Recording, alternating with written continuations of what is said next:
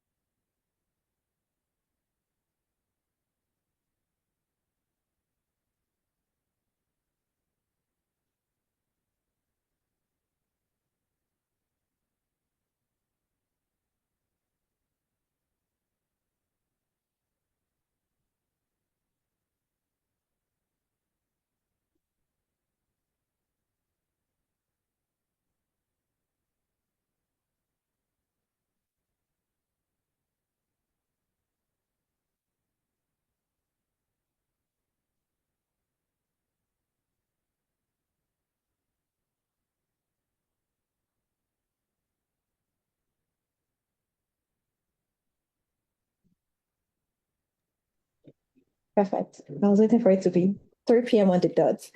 Good afternoon, everyone, and welcome to another session of ACE webinars. I'm so glad that everyone has joined us.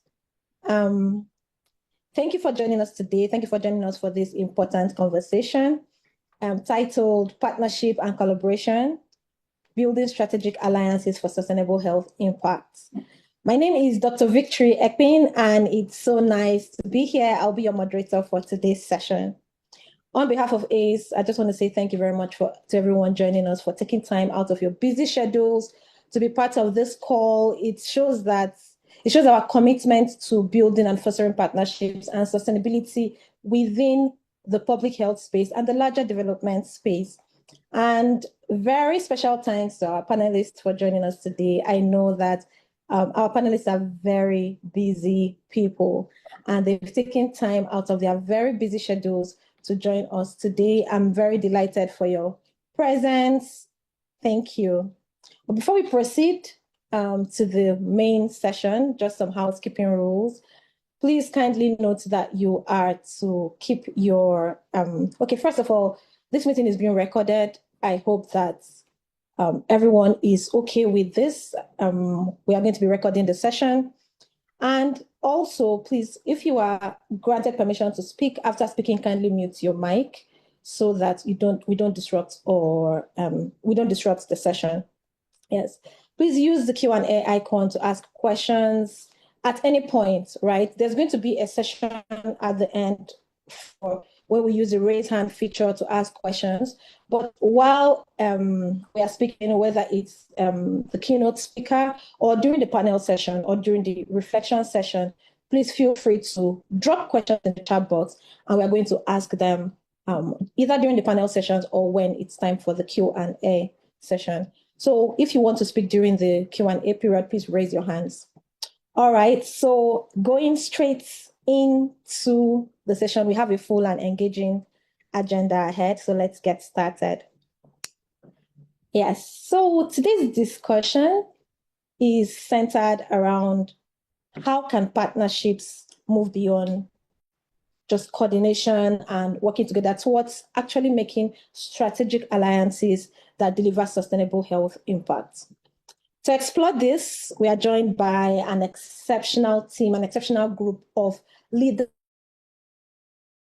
on policy, implementation, and innovation. And we're also joined by the ACE managing partner, who I will be acknowledging later. And so thank you to everyone that has joined us. Now, let me briefly introduce our keynote speaker. So we go straight into the keynote. Our amazing keynote speaker is here. Miss Ota Akhigbe. This is someone that I have admired from afar for a long time, and I'm very glad that um, I am admiring her from close now, close up now. Ms. Ota is the Director of Partnerships and Programs at eHealth Africa, where she spearheads strategic growth by developing and executing strategies that secure critical collaborations within international and indigenous governments, NGOs, and private sector entities. Her expertise in strategic planning, resource mobilization, and stakeholder engagement has led to significant improvement in healthcare access and service delivery. Ms. Ota has been she has been widely recognized for her leadership in sustainable development and inclusive partnerships, and has been named among the top 60 African women in the development space and top 100 career women in Africa. And she brings a deep practical knowledge of what it takes to make work, what it takes to make partnerships scale. So it's my absolute pleasure to invite you to take the keynote address. Ms. Ota, welcome and thank you for being here. Oh, if you're speaking, you are muted. Thank you so much, Victory, for that introduction. Good afternoon, everyone. And thank you to the ACE group for convening this conversation. Like Victory said, I'm Ota Akhigbe, the Director of Partnerships and Programs at eHealth Africa. And I think my discussion today is not really about partnerships as a nice word. A lot of us are familiar with that word, partnerships. In someone like me who has been in this space for almost 2 decades, partnership is like what I hear every single day. But what I will be presenting today is about partnerships as a serious operating system for sustainable health impact, especially in a world where resources are tightening. We know what is going on in the global development space and in the world at large. Expectations are rising, and communities still need results that last. So for the next few minutes, I understand I have about 15 to 20 minutes. I just want to give us a simple frame on why good intentions don't always translate into impact, and also what high-performing partnerships do differently. And so the first thing I'll be talking about is on the topic, why good intentions don't always translate to impact. So when you look at some partnerships that fail, I have come to understand that partnerships don't fail because people are bad. Partnerships underperform because we build them on activity and not alignment. So we have a lot of brilliant people delivering services, brilliant people shaping policy, committed people financing programs. And also we have communities that are doing their best to trust the system. But too often, each group is most likely optimizing for different incentives. So we have a group that is optimizing for timeliness, some for visibility, some for reporting, some for politics, some for funding cycles. And so we end up with something that looks busy, but doesn't compound into the system change that we're ultimately looking for. Because at the end of the day, it's an ecosystem where we really just want to bring about system change. And the outcome is predictable. When everyone is optimizing for a different incentive, what happens at the end of the day is there is fragmentation, there is duplication, and obviously there would be short-lived gains as opposed to the sustainable gains that we want to see. So the shift I'm inviting us into today is simple. We need to move from transactional partnerships to strategic alliances that are anchored in shared outcomes, that have clear governance, and that, very importantly, come up with long-term value. And next, I'll be talking about what it means to go from that goodwill to clarity.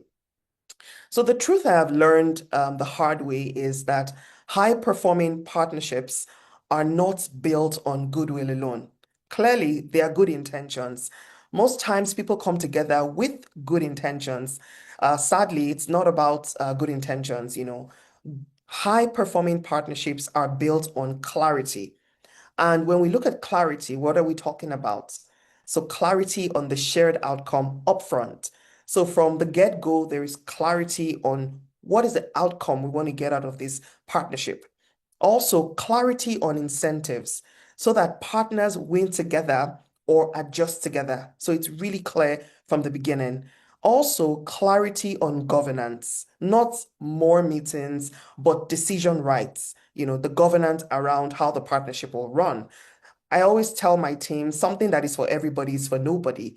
There has to be governance to understand who makes the decisions and all of that. Then clarity that trust can't sit only in personalities. It has to live in structure. It can't be dependent on people alone. It has to live in systems and structure. And very importantly, clarity that technology, when done right, becomes the infrastructure for transparency and learning, and in most cases, scaling. So when all of these things that I've mentioned are in place, collaboration becomes durable and then impact skills, which is what we want. Next, I will now talk about patterns for high-performing partnerships. I'd like us to make this very practical. So across high-performing partnerships, the same patterns show up. First, you will notice a common agenda that is specific. There is a specific agenda. And it is not just about saying, oh, we want to improve outcomes. No, it's not that. But a shared problem statement with a shared definition of success. So the partners have to come together to really come up with a common agenda that is specific. Second is shared measurement and data discipline. So there is one results framework, one cadence, one honest view of progress that the partners agree on. This is the direction we're going in, and this is what we're committing to. Third is clear governance. I mentioned governance earlier. So there has to be decision rights, and it's not about having multiple meetings. Meetings are good, but it's not the solution. So each partner has to decide in this partnership, who decides what? How are trade-offs made? How does escalation work? These are things that have to be agreed with the partners. Fourth is comparative advantage. And this is where complementarity is the sweet spot. The truth is, everybody doesn't do everything. Every organization doesn't do everything. Every person doesn't do everything. So each partner plays their strength in a mutually reinforcing way where I am strong, I can you may complement and leverage on that strength. And where I'm weak, I can leverage on your strength. And I think that is really a sweet spot in partnership. Fifth is local ownership. It's non-negotiable, especially when we look at Nigeria, Africa, it's important, wherever it is, really. Local ownership is a watchword. We align with government priorities in our space. It's important that we align with government priorities and that we use national systems, not just trying to do this partnership in isolation or in parallel to what the government is focused on. So we don't build site structures that disappear when the funding ends. Rather, we imbibe local ownership so that it's sustainable even when funding ends. And the sixth thing is a credible backbone function. So a small, trusted coordination capability that holds the agenda and sustains momentum beyond personalities. So there has to be like that. Different partners call it different things. Sometimes they call it a working group, a committee, a secretariat, whatever, but a small, trusted coordination capability that really just holds the agenda of that partnership and ensures that the momentum is sustained. So for anyone listening to me, if you remembered nothing else in my presentation, I would like you to remember this. Partnerships do not scale on good vibes. They actually scale on design. It has to be intentional. It has to be done deliberately. And that is exactly how it will scale and how it will last. Next, I would like to talk about what makes partnerships work. And I like to boil it down to 4 essentials, and I'll keep it very plain. The first essential in my mind is trust. Without trust, we have nothing. So partnerships only work when there is trust. and trust that is built by design. Again, not by good vibes, but by design. It's transparency, it's predictable follow through, and of course, it's fewer surprises because each partner is open to the other partner and trust the other partner, and they're not thriving based on suspicion. Next is shared accountability. And that means there is one scorecard, there is one cadence, we agree upfront on outcomes, and we review the performance together, not in parallel universes. That is the next one. Accountability is very important. It's difficult, but it's important. Third is interoperability, and that is the collaboration infrastructure.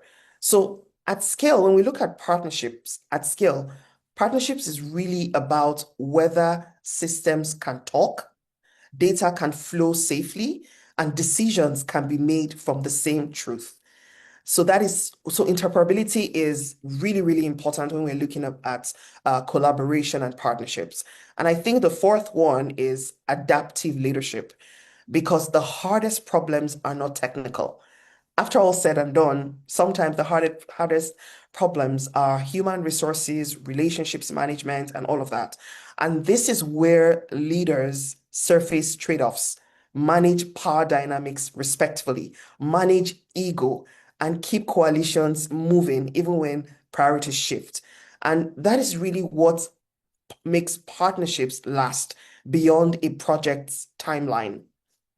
Next, I'll talk about something that, clearly in the space we are is very important, which is technology as infrastructure.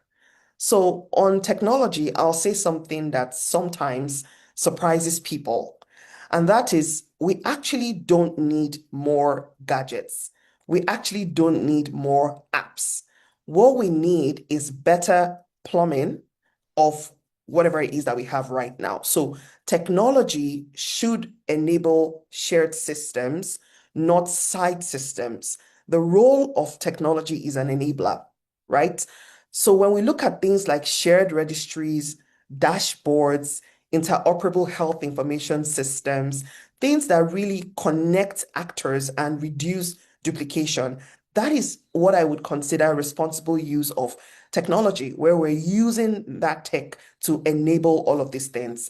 The next thing still talking about technology as infrastructure, the second thing I'll say there is that it's important that we standardize data so that decisions are empowered, not debated endlessly based on sentiment or relativity. And third, I would say is automate coordination so that learning accelerates, so that it's plug and play, so that regardless of who comes next, it can easily be adapted. So when performance is visible in real time, course correction becomes collective. Fourth, I would say, is fix the plumbing, not the gadgets. Fix the standards, fix the governance wrappers, fix the security, the user experience. These are things that are really important, when we're looking at technology as an infrastructure. And the fifth thing I would say is design for scale from the start. So from when you are designing the whatever it is you plan to use to enable the solution, it's important that from that start, you design for scale so that later, when things are scaling, it doesn't affect or disrupt the flow that you have. Technology only scales partnership impact when it is built as shared infrastructure that really reinforces trust, transparency, and accountability. So we now need to move on to the next thing, which is what must change in 2026. This is such a timely webinar because we're smack right at the beginning of the year, and it's important that we have these conversations that are more important than ever, which is partnerships. So what must change practically as we look at 2026? The first thing I believe must change is a shift from activity reporting to shared outcomes. It's not about what we did, it is what changed. So obviously, I've been in a lot of partnership conversations, and sometimes we get into the creep of just reporting the activities week on week, month on month. We need to change that. We need to focus on what we did, focus on what changed, not just what we did. The second thing I think needs to change in 2026 is design collaboration into systems, not just pilots. So pilots are good because they provide an opportunity for us to test that something is going to work at scale, right? However, it's important that when we are designing collaborations, we design them into systems that would endure beyond that initial phase of the collaboration. And it's important that we look at it from that perspective. The third thing I would say is to align incentives, not just intentions. The beautiful thing about partnerships, and one of the things I realized is for a partnership to work, every partner has an incentive, and there's no shame there. Every partner is looking to get an incentive out of the partnership, and we need to own it, and we need to be proud of it, and we need to communicate it and know that it's okay. But we need to align incentives, not just in intentions, and that's something that's very important when we're looking at partnerships. The fifth thing I would say is, or rather, the fourth thing I would say is to institutionalize governance, not meetings. We don't want more meetings this year. We want governance. How is this going to work? How are we coordinating it? That every time we meet, it actually makes a lot of sense. We actually are able to see how much we've progressed. And then I'm going to talk about putting ownership where impact lives, which is the national and subnational leadership, investing in adaptive leadership, which I talked about earlier, because power dynamics are real, ego is real, and it's important that we invest in adaptive leadership and that we can manage them with maturity. The last thing I'll say on that is to build sustainability by design with handover and funding pathways planned from the outset. And I'll add a simple reality we all feel. Right now, the global development environment is shifting, started shifting a while ago. It's becoming coming with tighter funding, more scrutiny, more uncertainty. And that is exactly why we need partnerships that are serious.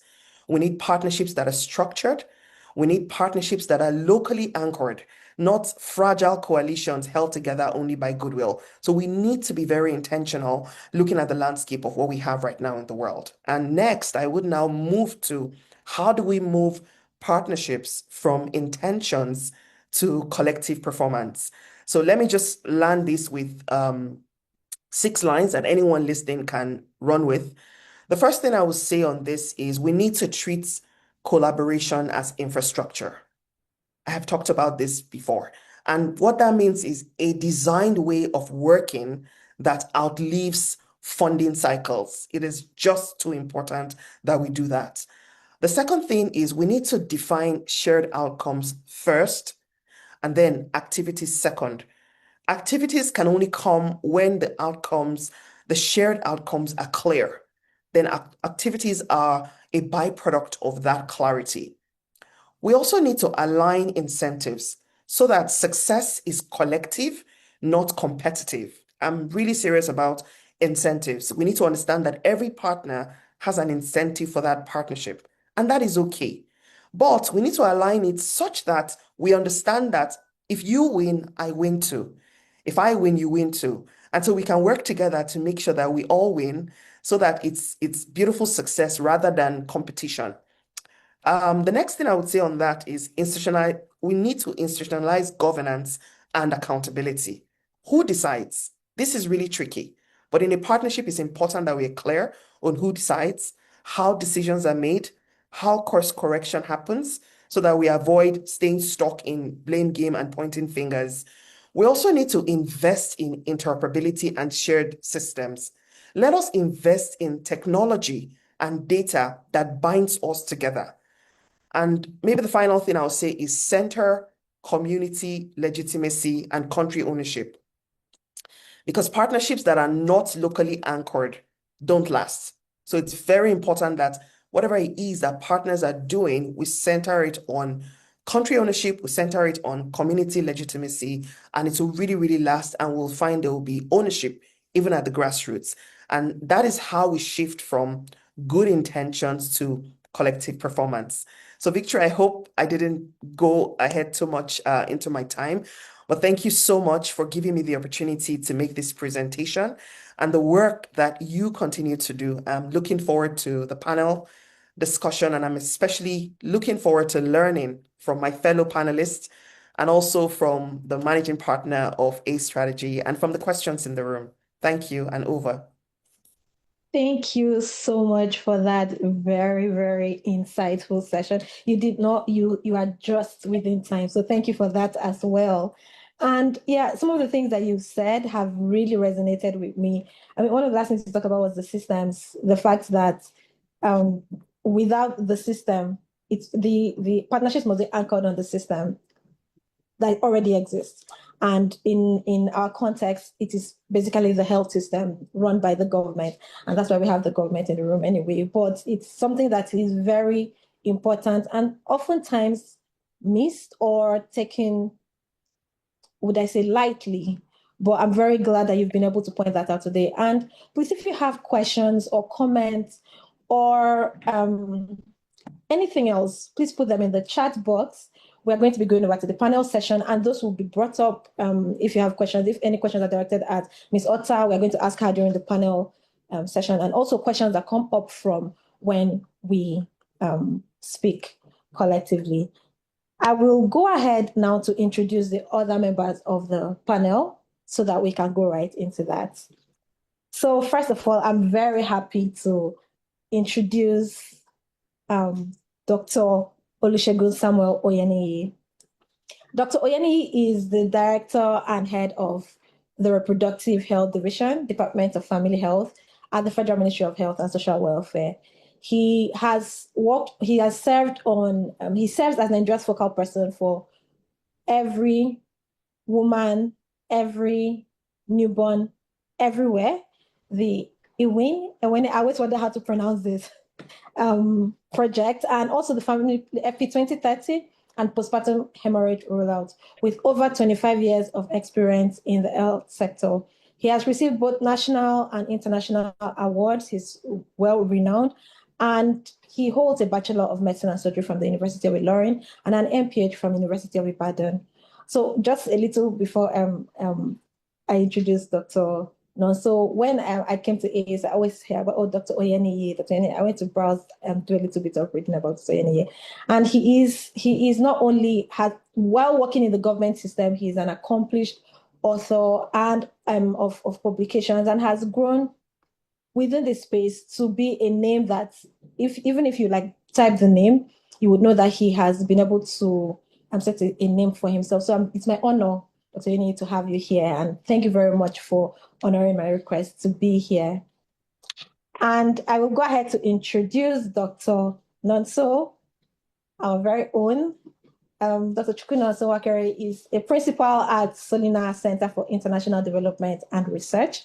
He leads the implementation of the Polio Africa program, focused on improving polio outbreak response across 9 African countries. He also leads maternal health initiative under the Smile for Mothers program, which aims to reduce maternal mortality due to postpartum hemorrhage across 7 states in Nigeria.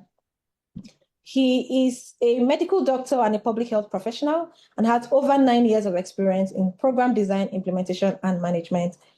Dr. Nonso has, with all the projects and programs Dr. Nonso has led, he has hands-on experience in managing complex multi-partner programs. So he actually has managed a lot of collaborations and partnerships. So I'm very happy for you to be here, Dr. Nonso. Thank you for honoring our invitation.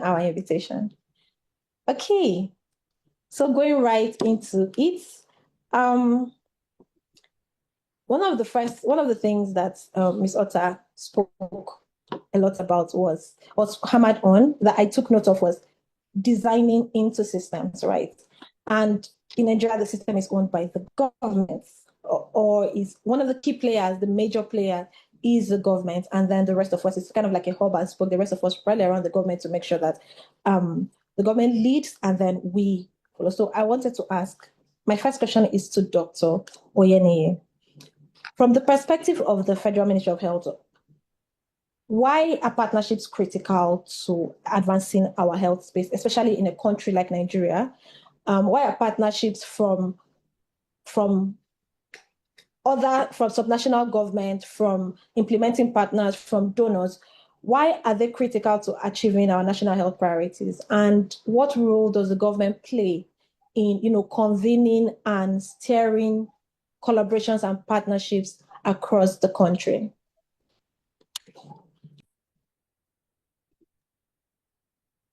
Thank you so much. I want to use this time to appreciate the convener for giving us this opportunity as a government,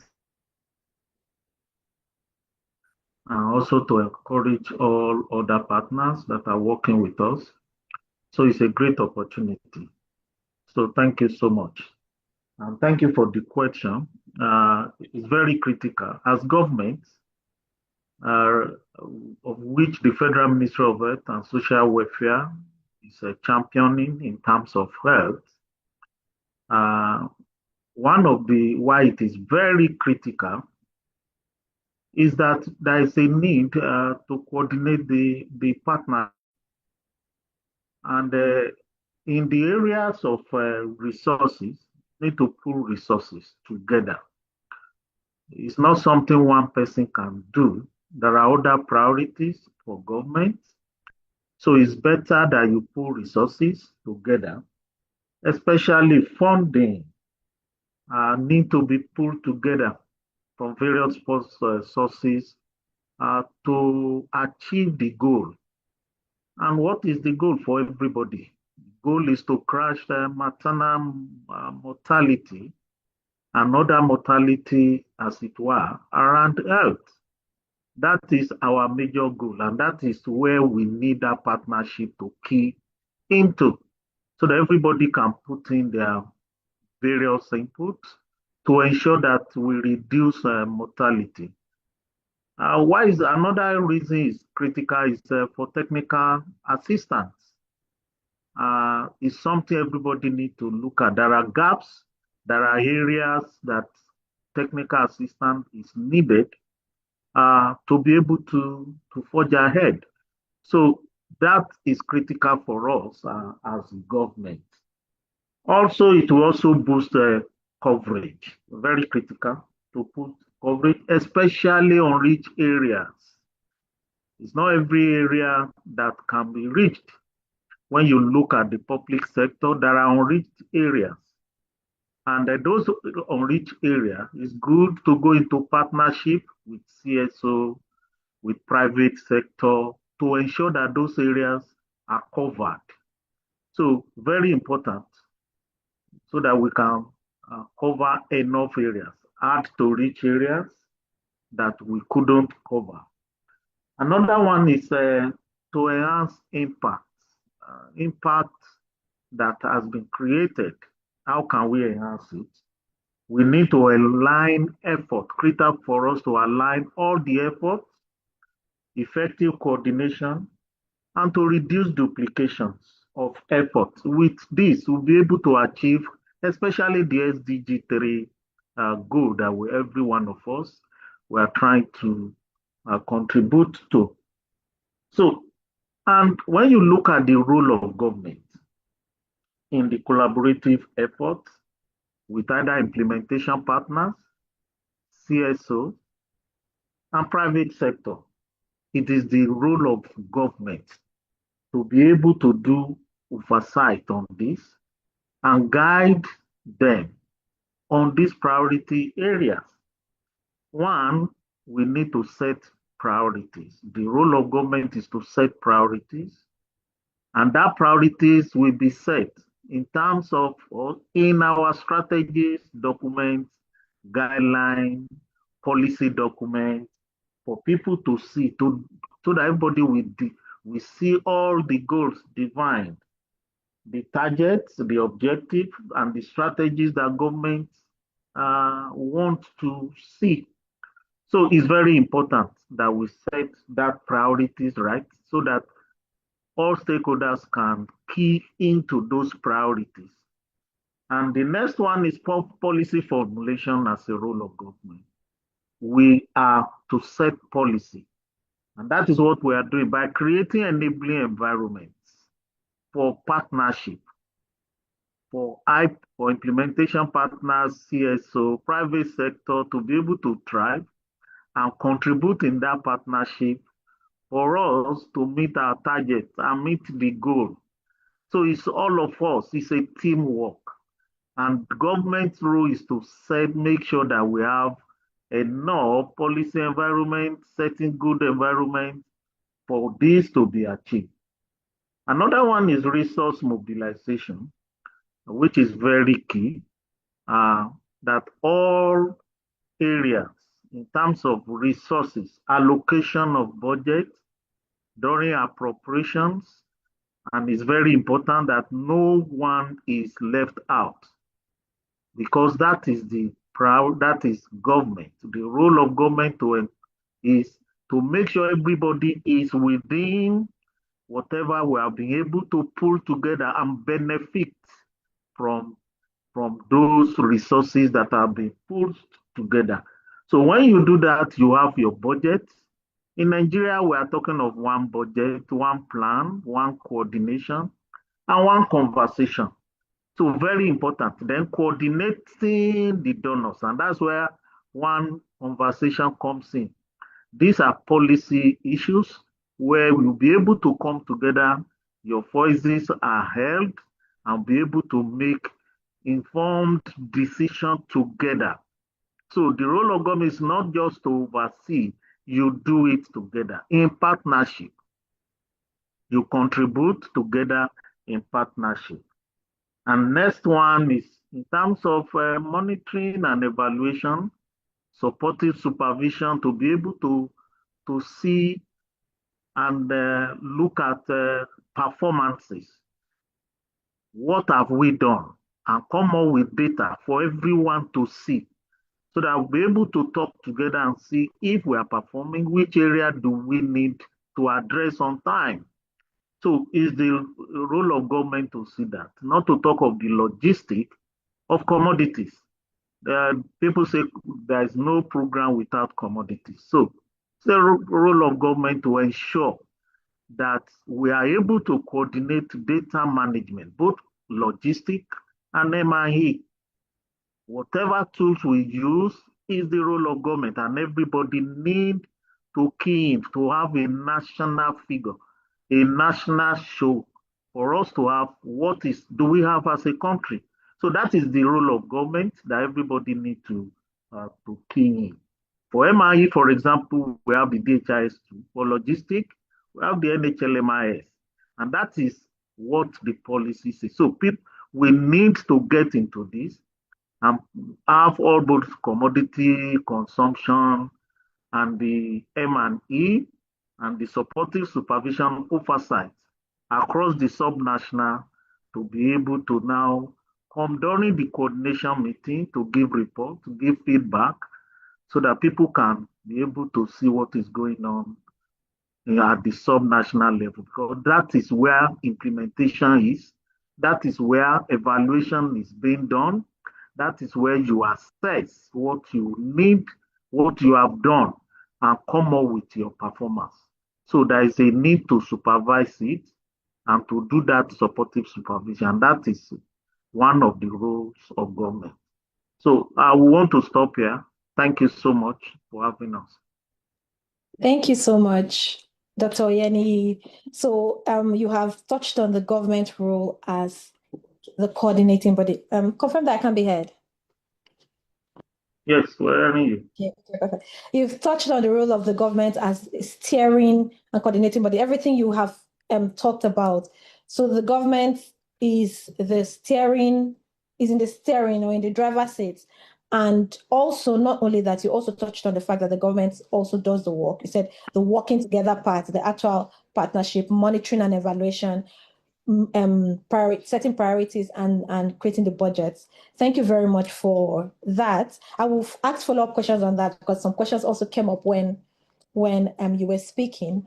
But now I want to also go from the angle of a partner to see Dr. Nonso. I want to ask.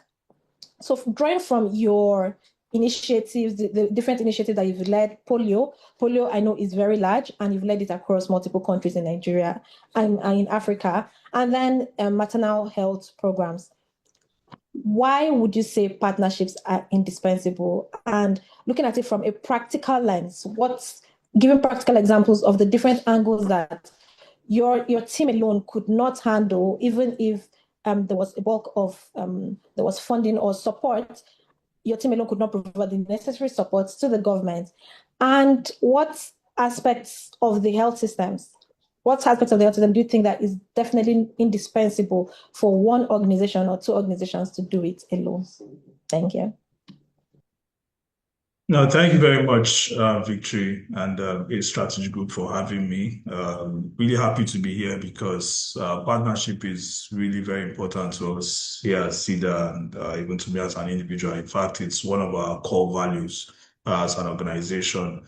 And I think before I go into responding to the question, I just kind of describe the lens from which I view partnerships within the space. Because for me, I see partnership in different dimensions. There's obviously partnership between donors and government, between government and implementing partners, government, and other stakeholders in the space. I think somebody has even called out in the chat box how we often forget partnerships with the private sector, so you could even have multi-sectoral partnerships. So most of my responses are going to be coming from that lens of my experience partnering with government, partnering with other implementing partners, and even in some instances, donors and private entities. But to the question, I think why partnerships are very critical and indispensable is that they are necessary for sustainable impact. I think everybody within this space,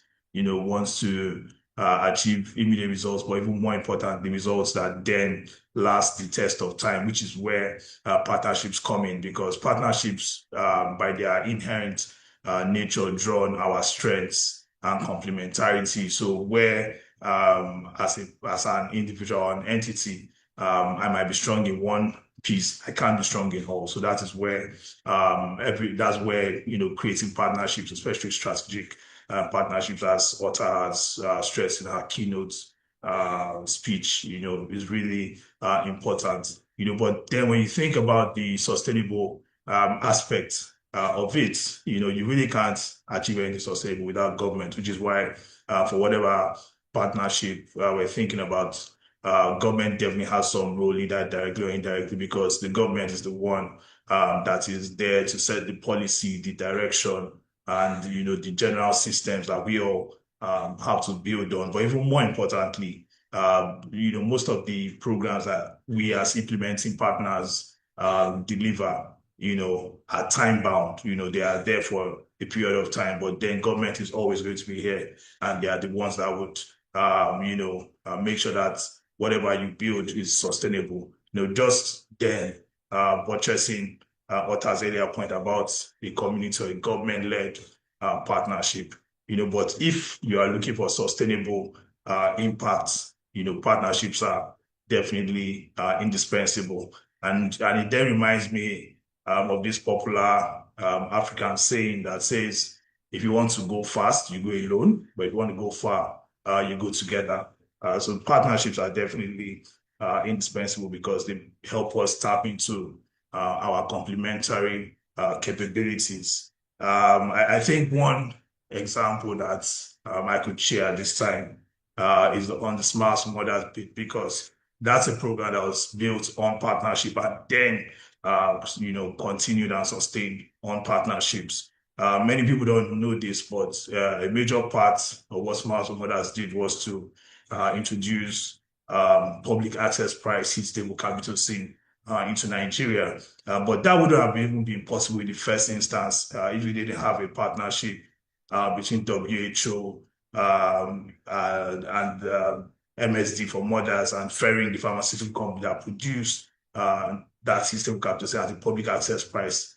So we would have even been talking of a Smart Mothers if we didn't have that partnership. But even when we now brought it to the Nigerian context, we had to form strong partnerships with the Federal Ministry of Health.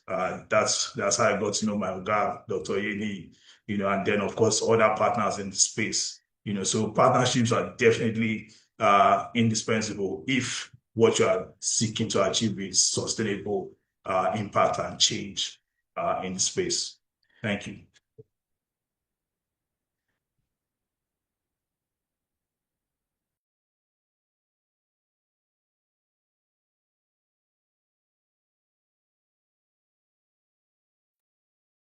Okay, thank you so much. I can have a head now.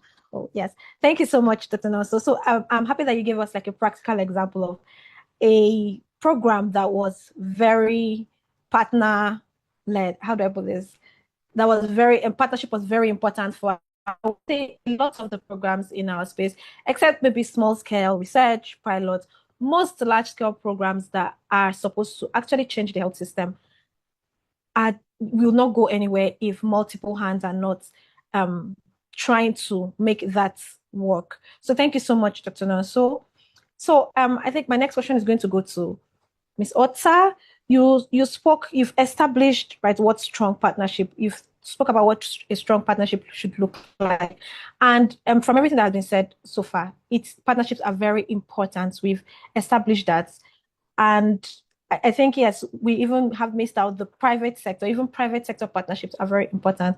But what does a good partnership between different sectors look like, right? This is a question I would also be asking Dr. Oyeniye as well. But first of all, what does good partnership look like? And what are the warning signs, the earliest warning signs for when a partnership among partners, either one-on-one partnership or multi-partners, what does it look like when it is going to fail? What are the early warning signs? Okay, thank you so much, Victory. And I also echo your words. I really did appreciate the practical example that Dr. Nonso gave. So really a good segue into this question. I think in my experience, when I think about good partnerships, and good partnerships are partnerships that deliver sustainable impact. So I know we're all in the health space, so I think I would say partnerships that deliver sustainable health impact in, say, Nigeria or Africa. To me, those are the ones that I would consider good, and they are intentionally multi-layered by design, not by accident. And I know that the other two esteemed panelists have touched on some of these. So when you say, what does a good partnership look like? By that, I mean, for example, government sets the direction and owns the system. Implementation partners bring execution capacity. The private sector contributes specific resources and capabilities where it genuinely adds value. And then communities are treated as co-owners, not just end users. So when you think about this, general pots, clearly understanding what each of them brings to the table, we already have the entry points of a recipe for a good partnership. And a very practical example as well is looking at how immunization systems have been strengthened in Nigeria over the past number of years. So if I were to say, for example, eHealth Africa, the way we work with government agencies, we work with partners, we work with state health teams, we work with these all together, with everybody knowing what they're supposed to bring to the table. And the partnership works because roles are clear. So government owns the program and the policy direction. We need to get that direction from the government and work with them. Our role is to support planning, data systems, cold chain, last mile delivery, and operational execution at scale. Funding partners focus on funding. Every party is doing everything that they're supposed to do, and that is the point. So, but now coming to the question of what are the pointers for when a partnership would fail? I think first thing I would say is when there is no defined shared outcome jointly or early in the partnership. And this is something I have seen happen before, where it's not defined. What are we trying to get out of the partnership? It's not defined. So that's a very, very simple one there. If there is no shared scorecard for the partnership, then when things fall apart or when issues come up, there's going to be a lot of finger pointing and blaming, and no one will be focused on the results, but focused on who to blame for why this is not going well. So that's the first thing I would say. The next one is when decision rights are not clear. So for example, who decides what? Who who is going to be, what do I adapt and what do you adapt? Who and how do we escalate? These are things that are not properly defined, and definitely when there's a crisis, that is when the collaboration breaks down because there was no clarity on who is doing what. I always would say the same thing I said earlier. What is for everybody is for nobody. Partners must decide who define clearly their roles. I think the third thing I would say is when we don't respect our complementarities. We don't respect or understand that, we each have things that we can do good and that we and you can do better. It's very important.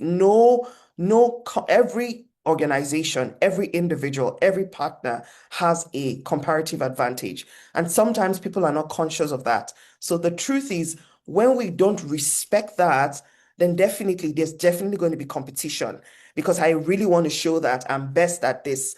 Whereas if I calm down, I could see that, okay, I could be good at this, but you are better at this. And how can we work together? So that is where partnerships struggle, when there is competition among each other rather than complementarity. So for me, the simplest test is when I look at a partnership, do we have one shared definition of success? And do we have one honest flow or rhythm of joint review using the same data with trust? If we do, then most partnership problems become solvable. And if we don't, no amount of goodwill, no amount of intention will compensate for the lack of structure, which will eventually lead to that partnership failing. So that's my answer on that. Thank you. Thank you so much, Ota. Yeah, so I think I would also want Dr. Yeni to touch on that, especially from the government angle or from his experience, what a good partnership looks like, and the early warning signs from your perspective that something is going wrong or something is going to go wrong within this partnership. Any addition to what Ota has already said? Yes, thank you very much. As government, we have a lot of examples that we can cite, we can share. But for you to know if this partnership will fail, you can know it from the beginning. When you didn't come together to set priorities, to agree on how this partnership will go very well, then you may be heading for the rock at any point in time. And that's why co-creation is very important. If you are not aligning with maybe government policy that has been set, there is a need for every partnership to co-create from the beginning. Let everyone tell what is permissible, what is not permissible through policies and so on and so forth. So government will want to see a situation, even from national to sub-national, where partnership for a goal that you have set are co-created from the beginning. We've had instances where partnership are set and approved, by government. We have the protocol where partners can submit proposals, for example, to the national planning. And the primary ministries, I'm talking generally now, who have directed, they were not part of the co-creation of the development of the proposal to align with government policies. So when it's now given to the primary ministry to implement, then you begin to see issues. And so can even go to implementation. Let me give an example of what we had in the past that couldn't work from the beginning. There was the time of anti-pneumatic shock garments for PPH. And that was what we started with before calibrated drape is now a priority for us. So there was a program where it's not in the policy. Anti-pneumatic shock garment was procured and it's to be sent to the community, which is not in our policy. And that has been approved. It was approved. And the primary ministry was not part of that co-creation. And that project, we had to stop it in the middle, and we have to redirect it to align with government policy. So it's very important that all implementing partners co-create with government from the beginning. And that is very important. Number two is along partnership, emergencies can happen. Issues can come up that this partnership may need to be redefined. So there must be dynamism in partnership. Yes, we've agreed on work plan, we've agreed on direction, but we should give room for support in case there are issues. And that's when Nonso was mentioning, when you go together, there can be snake bites. That couldn't have been part of what you engaged for. But you need to tackle it together. That is what partnership are. Emergencies. Emergencies can be from disaster. Emergency can be from epidemic, which initially was, you didn't plan for it.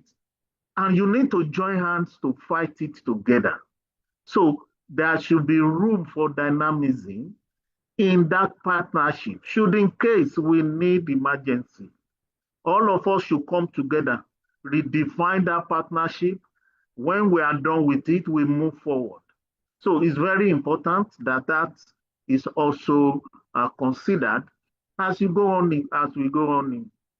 in the partnership with government, private sector. And it's also important where there are no enabling environments. You need to talk to government. There are issues around your site, your locations, where that partnership will take place. So there are informations that could have been given from the beginning. So it's very, and government have those information based on policies. So it's very important that we are able to stick to this and that we seriously help. We've done a lot of co-creation. I wouldn't want to talk about projects now. And it was very, very, very good. The outcome was good. Everybody was on board and you'll be able to work with it. So it's very important that we ensure in partnership, you set those priorities together based on government, you co-create together and you give room for emergencies where needed for you to tackle it together and move on with your partnership. Thank you.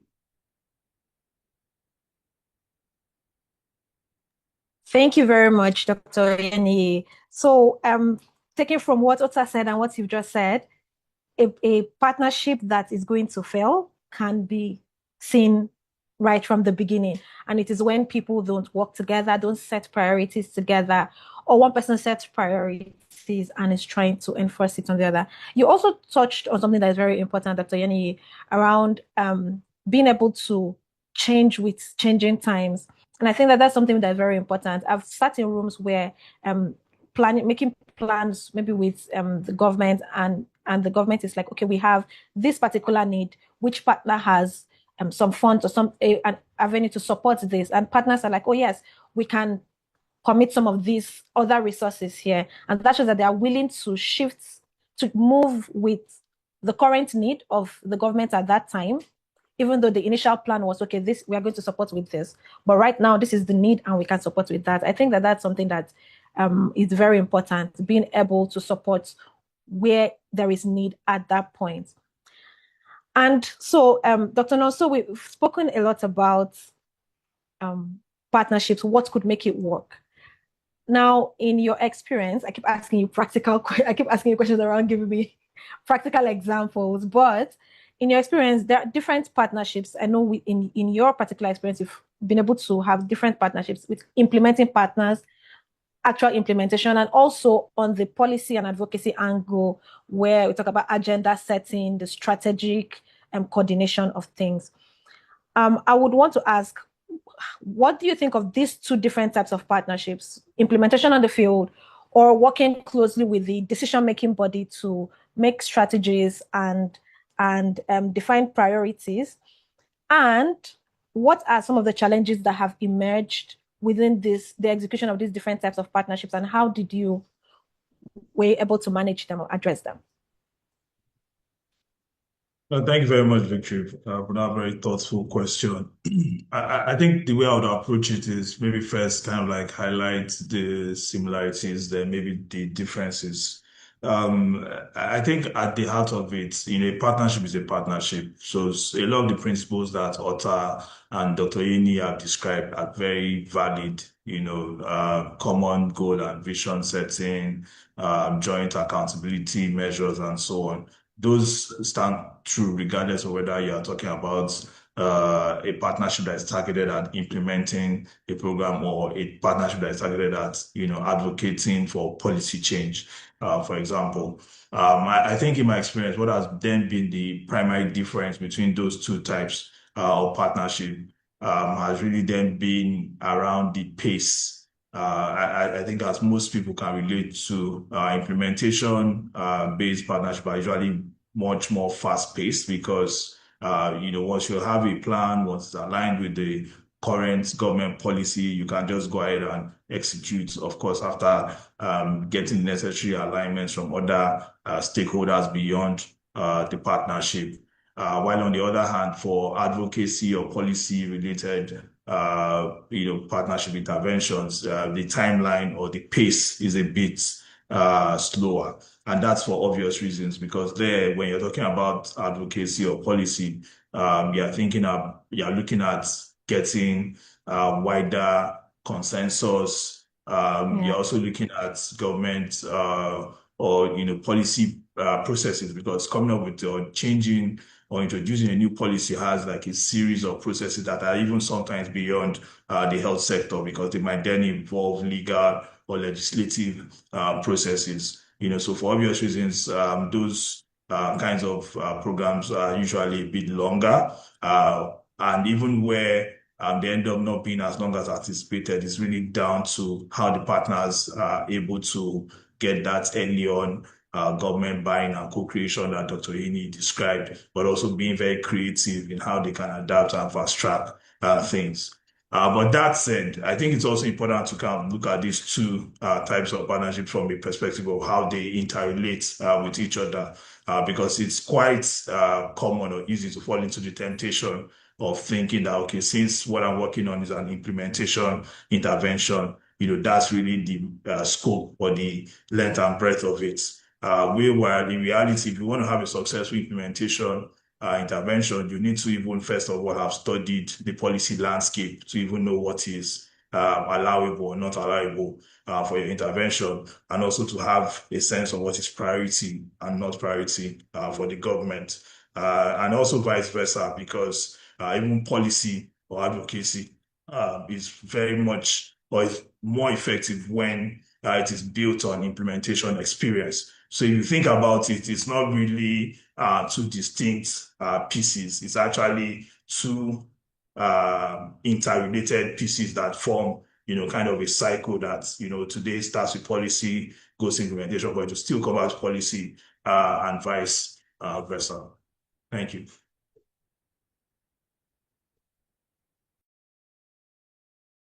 Okay, thank you very much, Dr. Nonso. So the considerations are still the same. There must be some nuances, but your point is that the considerations are still the same, and it's everything that we've talked about, making sure that there is actual collaboration between whatever partners are working together. Thank you so much, Dr. Nonso. So Dr. Eni, there's a question in the chat box that I think I should ask now before we move on. Someone is asking that one of the things you mentioned is the role of partners in providing technical assistance to the government. How does the government navigate between, the tension between capacity building of the public sector, within the public sector, and capacity substitution by partners?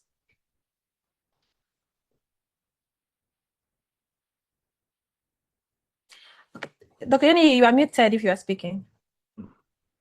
Okay. So thank you very much. In terms of technical assistance and the substitution, one thing we have said earlier, in the beginning of a partnership, you have identified area of need. You can do your SWOT analysis and be able to see where you will need a technical assistance. And let me give an example. When we started the MNH scale-up in Nigeria, during the NWENI, we were asked to prioritize 3 activities. And the second activity has to do with procurement quantification, because we do not have a formal, a streamlined way of both procuring, forecasting for MNH commodities. So in our work plan, we added that we need a technical assistant to help in the quantification. There is no data that we can use, no consumption data for government to be able to do it. So you can either use consumption data or you would use mobility data. So either way, we don't have a technical person. So we put it and send it to WHO in that partnership to help us seek a technical assistant to do this for us. Not knowing that the technical assistant that we need after bringing all stakeholders together is right here in Nigeria. And we didn't go back to WHO to get the technical assistants.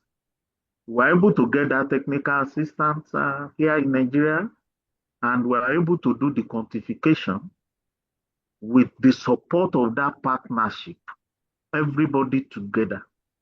All the partnership in MNH commodity space, we came together and we were able to pull it out, pull it through.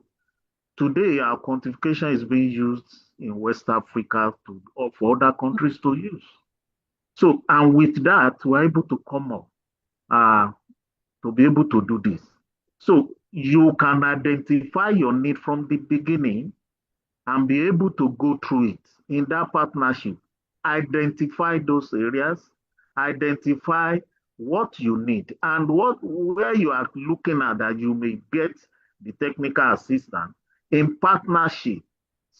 That partnership can come up with something you can never thought of and be able to solve the problem. It will reduce waste, will reduce costs, and many other things. So it's very important, technical assistance in area where it's not available, and partnership will be able to solve it for you and reduce cost of doing it. Now, in terms of substitution, yes, capacity building. Let me give an example. We are also trying to do local production of MNH commodities. Generally, we are doing for malaria vaccine production here in Nigeria.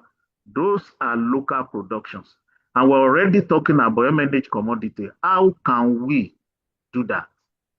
And the best way, for example, calibrated drip, we can only have 2 people doing here in Nigeria, for example, companies. But when you look at the technical specification we have put in place, we need to scale up to about degradable, which is not yet in Nigeria. So in getting that technical substitution, for example, we may need a transfer of technology. And it's in the partnership you can get it. A transfer of technology from where we have degradable coming to Nigeria to substitute what we have local, and they can go into competition based on the technology that we have. And everybody will be involved in getting it done in partnership. It's not that we will load it. It's going to come in based on technical specification. We've all agreed together, both by private sector who are into it and government has agreed and as approved by the coordinating minister who directed. So the two, they are acceptable in partnership where needed, that will help us to get to our goal, to get our target as easy as possible, and doing it together. And that's why that planning together is always very important. Coming together, coordinating together, and be able to come up with decision together. So in partnership. And that's how I will be able to answer that. I don't know if that has helped us. Yes. The person that asked. Yeah, I think you've been able to answer the question very well. I hope the person that asked, you can give a thumbs up that the question has been answered. But from what I understand, Dr. Yeni has said that technical assistance is very important, especially when there is a need. Building capacity for that need is going to take maybe a long time, and partners have that capacity. So building that, utilizing that technical assistance can very well help to improve the project. And also he talked about still capacity building. There is also still room for capacity building of the staff. Thank you so much, Dr. Yeni. So while I ask the last round of questions, I'll also be looking at the charts to pick up some questions from there to ask. But this angle is around sustainability, looking at partnerships through the lens of long-term sustainability. Ms. Ota, you talked a lot about technology, utilizing technology. And I know that is one of the things that eHealth Africa is known very well for, coming into partnerships with technology, the dashboards, the data and everything. So from your experience within eHealth Africa, how have you been able to leverage digital tools and that data-driven approaches to strengthen collaborations, to strengthen transparency, to strengthen shared values among partners? And has there been any challenges or bottlenecks with actually producing data around a particular issue and then there being pushback from partners? And how was that handled? Thank you, Victory. One of the biggest mistakes we can make is treating technology as an add-on. So something that we layer on top of partnerships after the fact.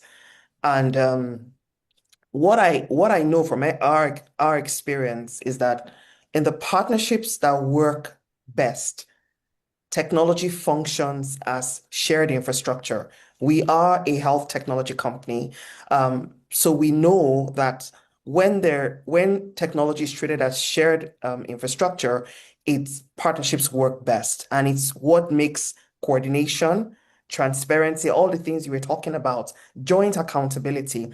That is what makes them possible at scale. So specifically speaking to eHealth Africa, our focus has been very practical, and that is helping partners move from fragmented data sets and parallel reporting into a single shared view of performance so that planning, monitoring, and course correction happen together.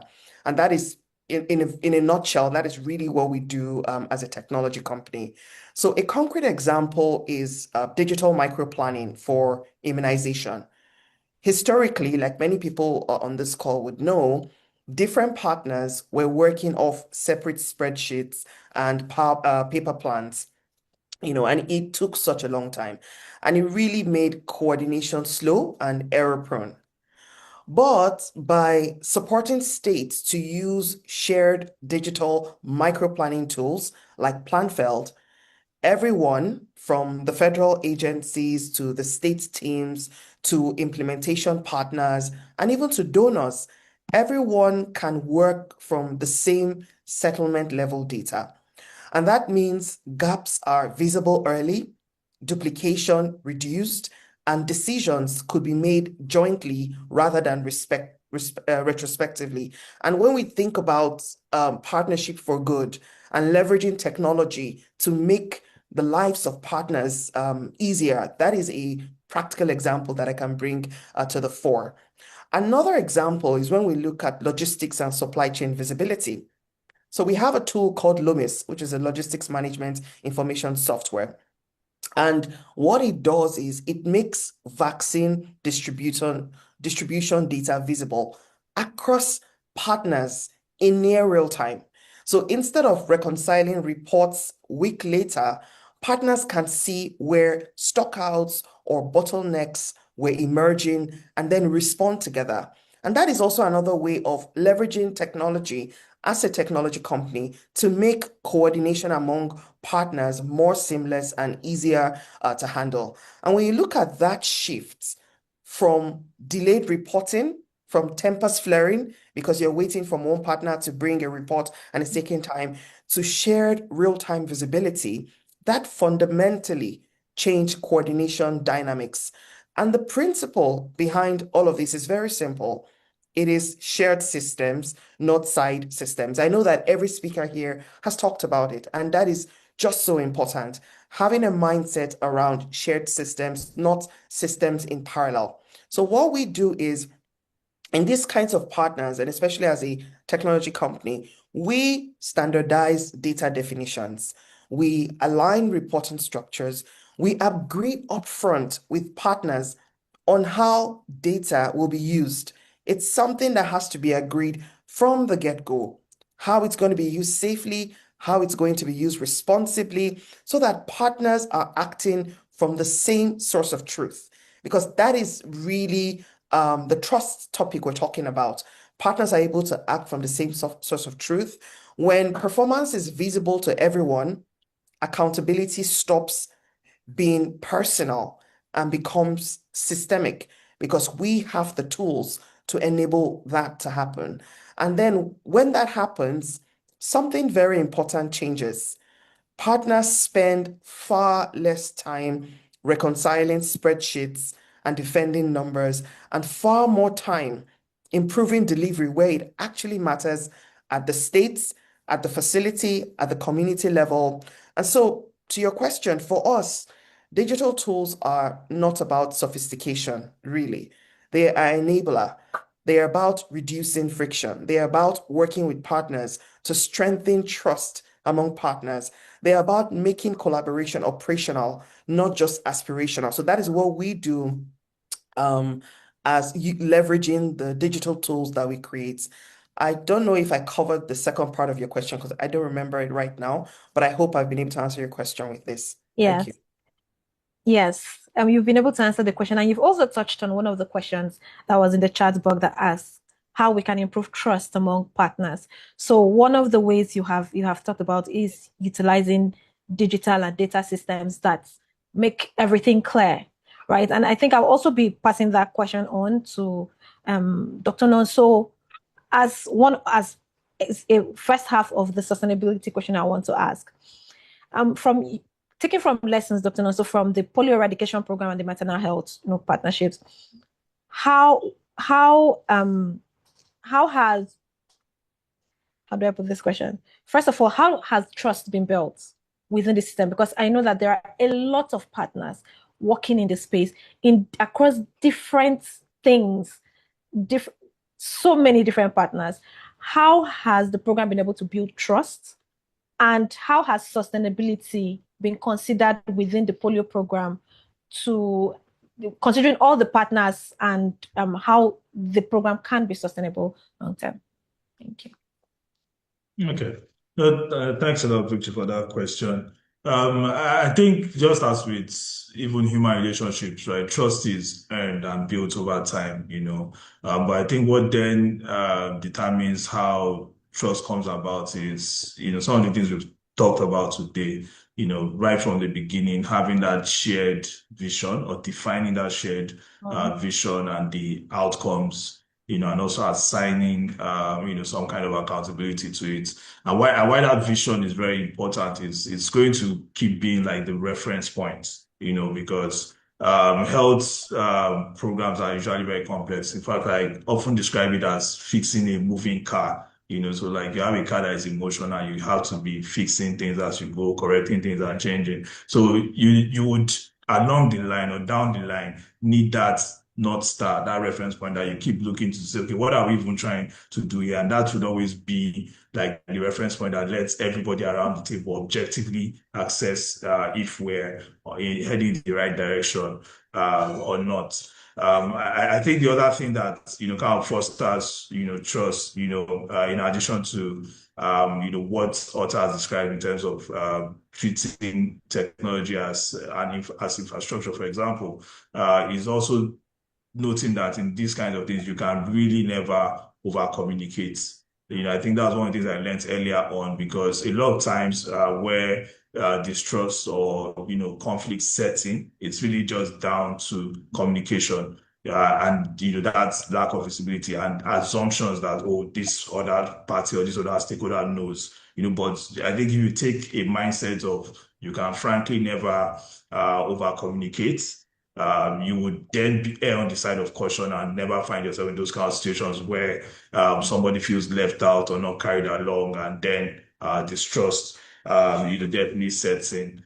I think Otta has also made that point about like even setting up systems in such a way that everybody can have access to the data at any point in time. Because I have also seen several instances where partners might begin to have distrust when they feel like, okay, it's just somebody that is holding the data or the information. So as we think about program design, as we think about program implementation, we need to design them in such a way that the information is there.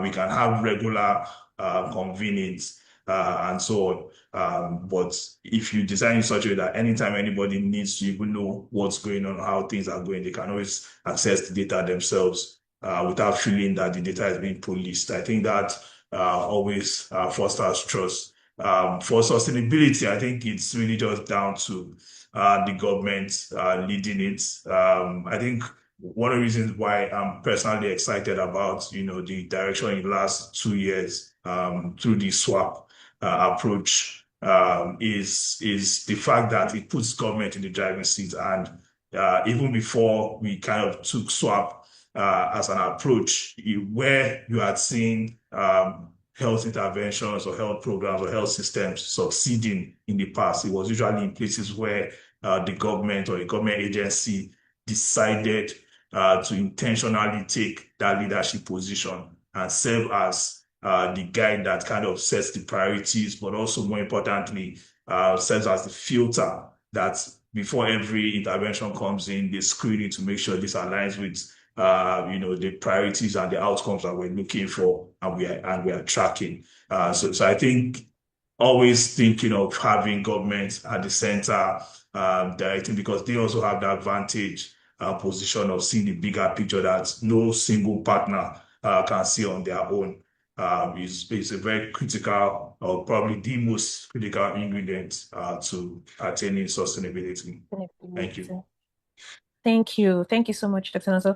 I think there's somebody that is agreeing with you in the chat box that said that, yes, the backbone of sustainability is the host government, authority, political will, and support driven by sincerity of purpose. Thank you very much, Jimo. Thank you, Dr. Nonso and Ota, for telling us about trust and how sustainability can be built into partnerships. So lastly, Dr. Oyeniyi, looking ahead into 2026 and beyond, what do you expect, or what are your priority actions that you want partners to take? What is the one final word you want to speak to all partners, everybody watching this, we as ACE and everybody listening to this, to say, when you are building partnerships, either with the government or with each other, this is what I want you to make sure you prioritize?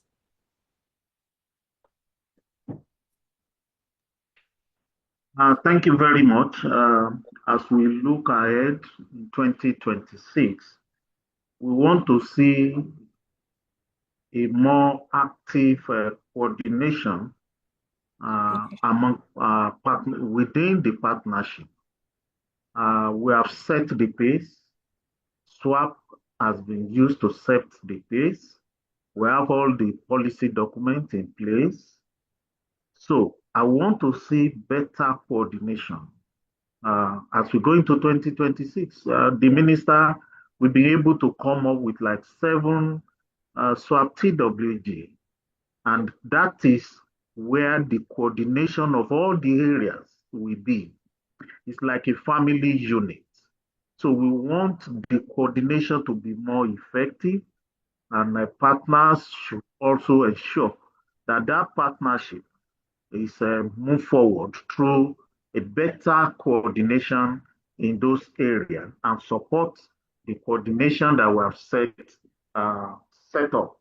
Then I also want to look at that alignment with government-led strategies, so that everything that we do in partnership should align with government strategies that we already know, plans, implementation for us to reach our targets. Alignment is very important so that the government will be able to lead and lead successfully. Once it is aligned and everybody goes with what government has proposed and everybody agree with. There are issues that partner may want to raise about the partnership is normal, and that can be reviewed. And that's why I said there must be dynamism in partnership.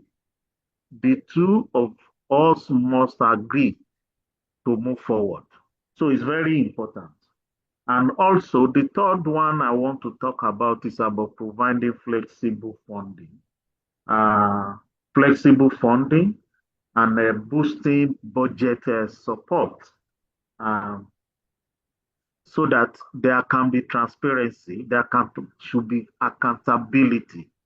And that can be done within the concept of coordination, where each partner gives feedback and be able to also see what they are doing and be accountable. And government also can do the same moving forward. So these are the things we would like to see. Also, we would like to see boosting local capacity in the partnership. Boosting local capacity. With the advent of things that are going on in the last 2 years, you will know that ownership is very key. We can wake up tomorrow and have another news. So in that partnership, sustainability should also be looked at this year. How can we build local capacity and ensure there is ownership both at national and sub-national level moving forward through advocacies and through partners getting that understanding down to the subnational government. That is in a residual list, and we need to understand that. So in moving forward, where the implementation is, that is at the subnational, there is a need to ensure that their capacity is built enough to be able to handle the sustainability that we are driving at. That when the partnership stop, based on your initial agreement, this partnership is for 3 years. We need to prepare that from the beginning. And we need to let the government, either the state or subnational, know from the beginning that this is our sustainability plan. And it has to be there, agree on from the beginning. Partnership that is not scalable cannot be sustainable. It has to be scalable. You have to look at what you are doing. Can you scale it up after the agreed years? So we need to look at what we are doing and review it if it's scalable. I've seen a lot of projects in this country that died after the project support or the partnership stops because either it's not scalable or the government is not giving that impression from the beginning when it's being built. either at subnational and national level. And I want to see one data, one M&E. We are having a lot of parallel data, a lot of parallel platforms, and in partnership, like I said, we need to be dynamic. Where there are issues, you need to speak, you need to communicate, and government can find a solution. But when there are parallel data management, parallel platform, programmatic data that are not even entering the national tool, either the logistic tool or the M&E tool, from that partnership, how will government be able to use data for decision making? So I want to see that one M&E, one data into the national tool, either as M&E tool or as logistic tool. The NHLMIS should be one. There should be interoperability. We want data from programs, from partnership to enter the national tool. That's what I would like to see. One plan that will be able to implement together, be able to review together regularly as changes are taking place. We want to see that in 2026 to be able to meet our priorities. Very important. One conversation like what we're doing now, we need to talk together. It's very important for us. We need to do more of it and activate our conversation to be one. I think with this, I want to say thank you.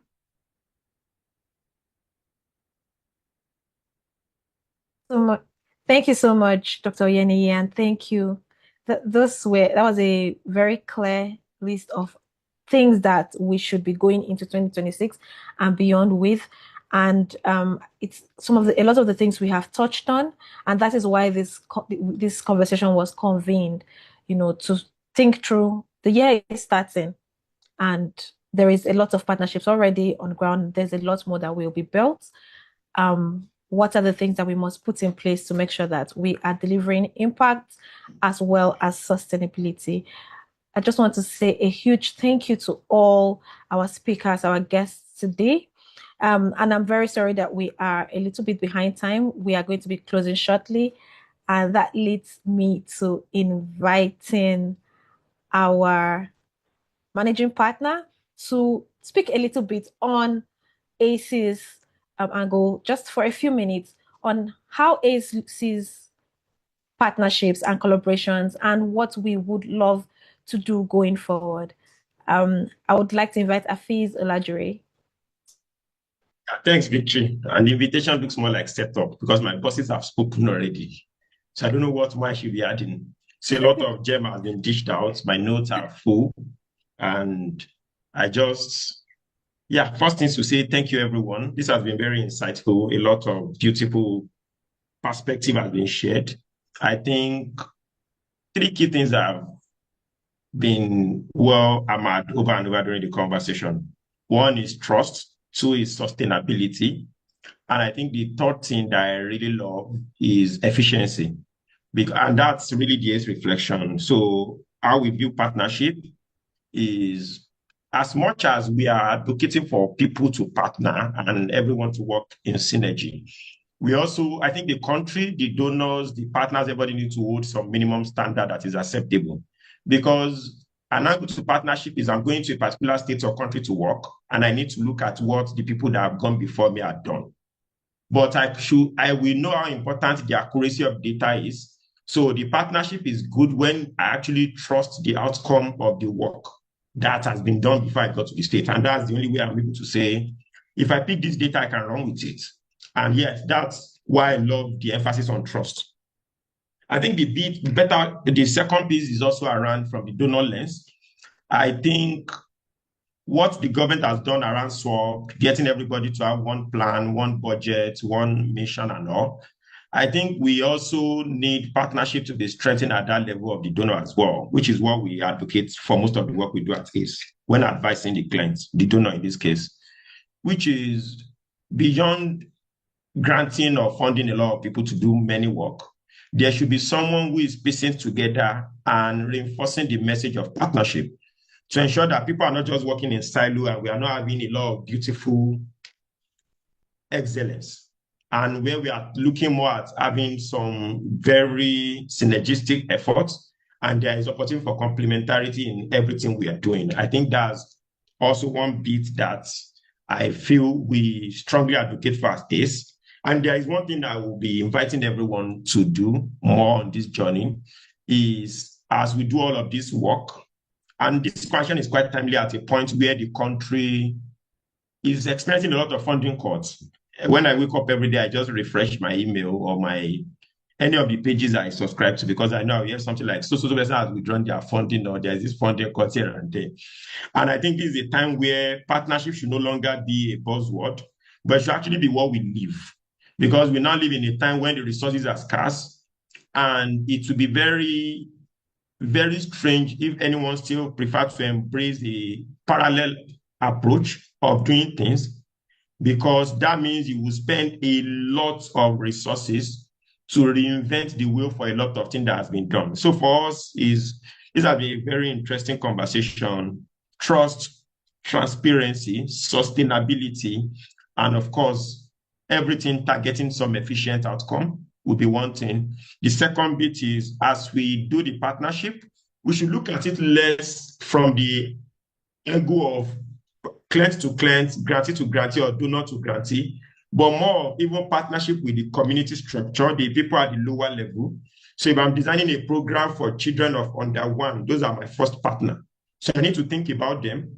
And in all of the solutions I create or co-create, I must ensure that they are at the forefront of what I'm thinking through, because those are the partner, because they are the recipients of all of the interventions and the beautiful plans that we have.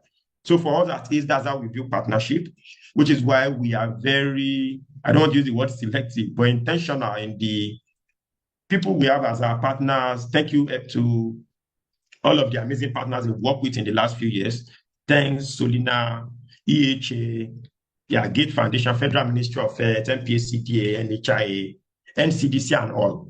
We are very intentional in ensuring that our partnership is not just to do our work and leave, but it's more of seeing how the small piece we are contributing to what you are doing is serving as a missing piece, and also leaving the space for future intervention.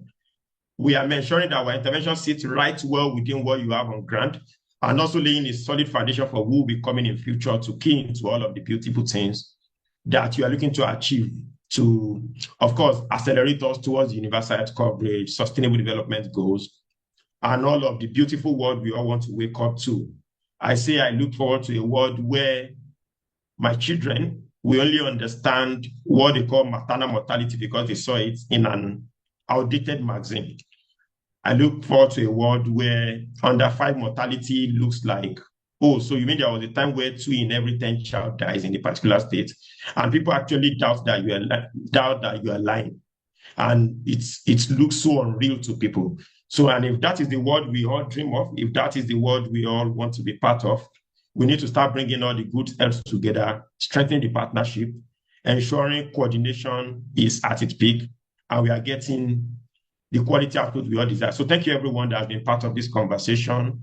This is excited to all of the partnership that will bet multiple results over the next few years. Thanks, Dr. Chukunonso. Thanks, Ota. Thanks, Dr. Samuel Oeni. Thanks, all of the participants. Thanks, Dr. Victory, for leading this conversation. Over and out from me. Thank you so much, Afiz, for coming in. I wasn't planning to set you up, but you did very well. Thank you so much. And thank you to everyone that has been part of the conversation to this point. We are hoping that this is not just going to be a conversation that ends in a webinar. We often go ahead to make sure that this is communicated, this is converted into a communique, is shared across board for even people that were not on this call. And in this particular case, talking about partnerships, we are looking forward to a space where the wheel is not reinvented. The wheel is not reinvented at all. If EHA has a system that has that is needed for another program or project, even if it was done for maternal health, and then where a new project is being brought up and EHA can be contacted. That is the world that we're looking at, where the wheel is not reinvented and the government is at the steering of every partnership we do. Again, thank you so much, Ota. Thank you so much, Dr. Nonso. Thank you so much, Dr. Samuel. I'm very grateful to have you here. And for those that had questions and we were not able to take them, please, we are going to be responding to your questions. We'll be, any question that we cannot respond to, we'll definitely be asking for help from our speakers today to just give us a response, and we'll be sending them to you on your emails. Thank you again, and stay tuned for the next ACE webinar. It's your host, Victory. Oh, there is a poll on the screen. Please do well to help us fill the poll so that we make sure that we are giving you the very best quality of webinars. Thank you so much. Thank you, Victory. Thank you, Hafiz. Thank you, Dr. Nonso. Yes. Goodbye, everyone. Thank you, Really. Dr. Hafiz. Thank you, Dr. Nonso. Thank you so much for all you people do to support government. We really appreciate, actually, seriously. Thank you so much. For always hosting us, Dr. Yeni. Thank you so much. Yeah. Well done.